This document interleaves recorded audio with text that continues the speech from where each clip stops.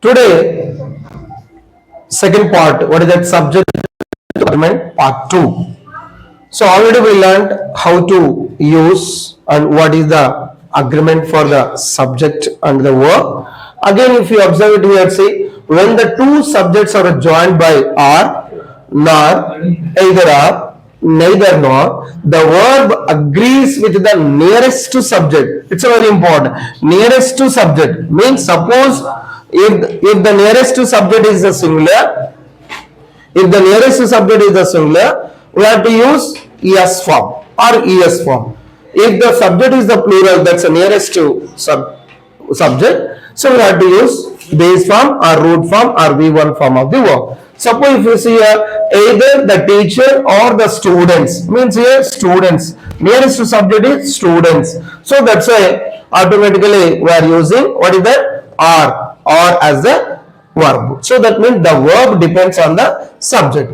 Again, if you see that neither the dogs nor the cat, means here the cat is the singular subject. So that's why use only the singular. That's why totally we have to think about that whenever we use this neither nor, either or nor or either like that. So we have to think about the nearest subject, which is the nearest subject. According to that only we have to use that verb form. Again, next if you see that a subject is separated from the verbs by an expression with, as well as, along with, together with, in addition to, including, accompanied by, like this extra words also if you see that doesn't change, it's a number. Means what they are saying that whenever you use this all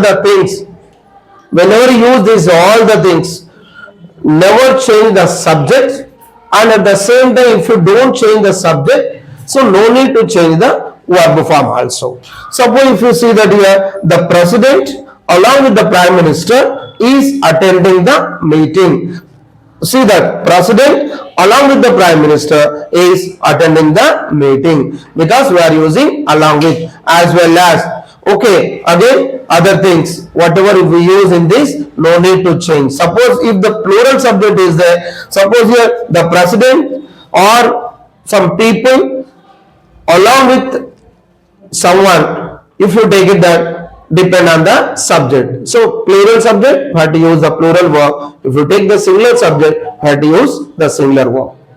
Again, next one, use expression one of the plus plural noun. One of the, it's very important. So generally, most of the people they use, whenever they use one of the, automatically they use the subject or the noun form is also in the singular form. That's wrong. Suppose let's say one of the students we want to say that, one of the boys, one of the girls, one of the teachers, like that only. But anyway, when you use this students is the plural form, you never think about that only that noun. So totally one of the students is an absent.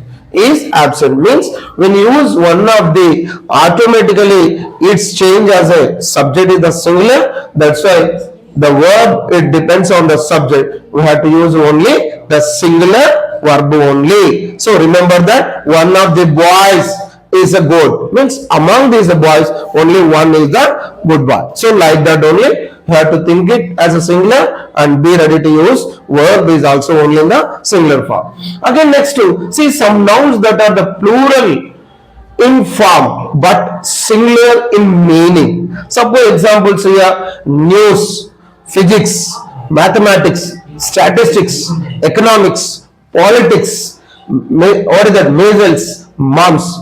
So generally if you observe, actually if you see that for every word we have yes form, but they are not the plural.